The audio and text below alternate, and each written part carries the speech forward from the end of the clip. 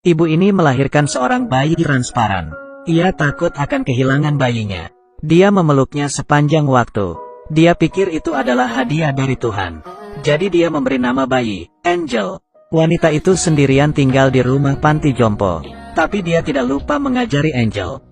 Dia mengajarnya berbicara dan menulis. Sang ibu yang melihat goresan di papan tulis tersenyum dengan lega. Perlahan-lahan Angel belajar untuk membuat ibunya bahagia. Kemudian Angel tumbuh dewasa. Dia membuka tirai jendela, melihat seorang gadis di seberang rumah. Ibunya memberitahunya agar tidak berbicara dengan mereka, karena orang tidak menerima jenis yang berbeda. Tapi jendela itu seperti jantung Angel. Ketika terbuka maka tidak akan menutup lagi.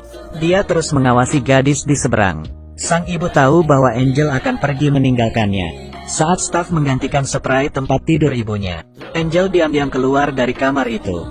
Berjalan melalui koridor gelap dan datang ke tepi jalan. Langit biru, awan putih, pohon hijau dan serangga. Angel menginjak rumput dengan pelan dan dia sangat bahagia. Tanpa sadar dia berjalan ke halaman belakang gadis itu. Anehnya gadis itu menyambutnya. Angel mengira dia salah dengar dan tidak berani menjawabnya. Gadis itu menyapa lagi. Angel menjawab, "Anda bisa melihat saya." Gadis itu bilang dia adalah orang buta. Dia bisa mendengar napasnya dan mencium baunya. Ini adalah orang pertama selain ibunya yang dapat merasakan keberadaan Angel. Tapi Angel sedikit ketakutan. Saat gadis itu mengulurkan tangan untuk berjabat, Angel akhirnya bergoyang. Dia kembali ke kamar ibunya. Saat di dekat jendela, ia melihat gadis itu sedang menatap dirinya. Tampaknya benar-benar merasakan keberadaan Angel. Keesokan harinya Angel kembali menemui gadis itu. Kali ini gadis itu menyentuh wajahnya. Keduanya bermain petak umpet. Tapi Angel seperti magnet. Dimanapun dia bersembunyi, dia dapat menarik gadis itu. Dan gadis itu juga. Dimanapun dia bersembunyi, dia selalu ada di mata Angel. Mereka memainkan permainan ini selama 5 tahun. Angel dan gadis itu sudah tumbuh dewasa dan mereka lebih mengenal satu sama lain. Gadis itu bahkan bisa merasakan penglihatan Angel. Di matanya, di mulutnya dan di dadanya. Angel juga dapat merasakan cinta gadis itu terhadap dirinya. Payung ini mengambang aneh di udara. Gadis di bawah payung menempel di dinding dengan ekspresi mabuk. Ini karena ada orang transparan mencium gadis itu. Kemudian mereka melihat ke atas. Merasakan sensasi hujan yang lebat. Mereka pikir ini adalah pasangan selamanya. Hidup bisa terus seperti ini sepanjang waktu. Tapi suatu hari, gadis itu memberitahu Angel. Dia akan pergi ke kota besar untuk operasi mata. Diperkirakan memakan waktu 1,5 tahun. Setelah itu dia bisa melihat Angel. Pada saat ini Angel menangis. Menangis adalah perpisahan, menangis adalah masa depan yang tidak tahu. Gadis itu berjanji padanya bahwa ia akan kembali. Angel berjanji bahwa dia akan terus menunggunya. Gadis itu meminta Angel untuk menutup matanya dan dia berpaling pergi. Gadis itu melihat ke sini di malam hari. Kemudian berbisik satu kalimat, "Selamat tinggal." Tidak lama kemudian gadis itu menulis surat untuknya. Cinta dan rindu tertulis di kertas. Dan juga ada kabar buruk. Operasi mata sangat ribet, sehingga waktunya juga diperpanjang. Angel kembali ke kamar ibunya. Ibu yang lemah terbaring sekarat di tempat tidurnya. Dia memberitahu Angel, ada danau di ujung jalan di luar. Ada rumah kayu di dekat danau, dan itu adalah rumahnya. Keesokan paginya, ibunya meninggal karena sakit. Angel menangis dan mengenakan gaun merah untuk ibunya. Dia melihat staf menghapus kenangannya dan ibunya. Dia kembali ke rumah kayu itu dan melihat danau itu. Di dunia ini hanya tersisa gadis itu yang untuk mengetahui keberadaannya. Dia mulai berkeliaran di hutan pada siang hari. Menunggu di rumah gadis itu di malam hari. Hari demi hari, minggu demi minggu, tahun demi tahun. Akhirnya gadis itu kembali. Angel dengan bersemangat berjalan mendekat tapi dia tidak berani masuk pintu. Dia melihat gadis yang sudah sembuh dari luar jendela. Dipisah oleh kaca tapi gadis itu bisa merasakannya. Tapi dalam sekejap dia berpikir bahwa dirinya terlalu banyak mikir. Gadis itu pergi ke panti jompo untuk bertanya tentang keberadaan Angel. Namun tidak ada yang ditemukan.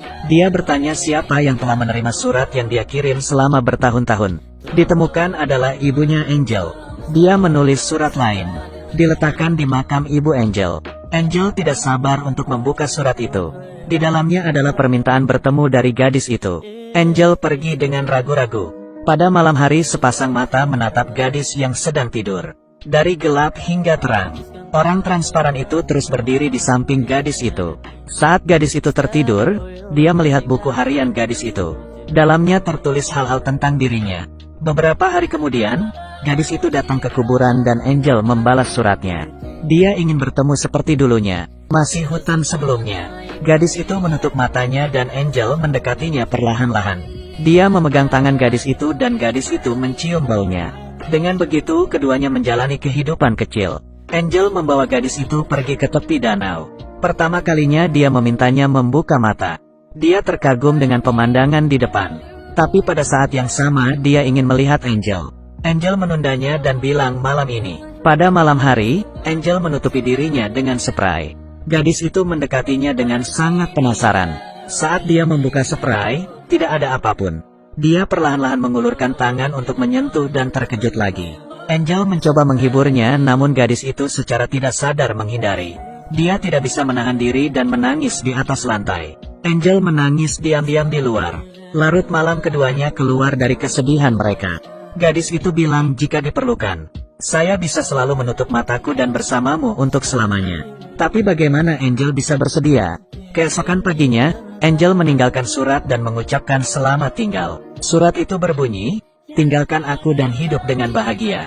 Gadis itu panik turun ke bawah ketika dia melihatnya. Lalu dia berhenti lagi. Seperti bermain permain petak umpet ketika masih kecil. Sedikit demi sedikit mengikuti nafas Angel ke tepi danau. Dia tahu Angel ada di sana. Dia mendekati perlahan-lahan. Angel yang ingin bersembunyi secara tidak sengaja jatuh ke dalam air. Gadis itu tanpa ragu ikut terjun ke dalam. Angel tidak bisa berenang. Gadis itu menyelam berulang kali. Dia menyelamatkan Angel dengan melihat gelembung napas. Kedua orang yang kelelahan saling berpelukan. Dalam mata mereka hanya ada satu sama lain. Ini mungkin adalah cinta. Tak lama kemudian, gadis itu hamil. Angel menutupi wajahnya dengan bubuk putih, agar gadis itu bisa melihat bentuk tubuhnya. Pada saat ini mereka tampaknya sendirian. Untungnya, saat putrinya lahir dia bukan orang transparan. Sekeluarga mengambil foto aneh yang bahagia. Ini mungkin adalah cinta sebenarnya. Saya tidak pernah melihatmu. Tapi dalam mataku hanya ada dirimu.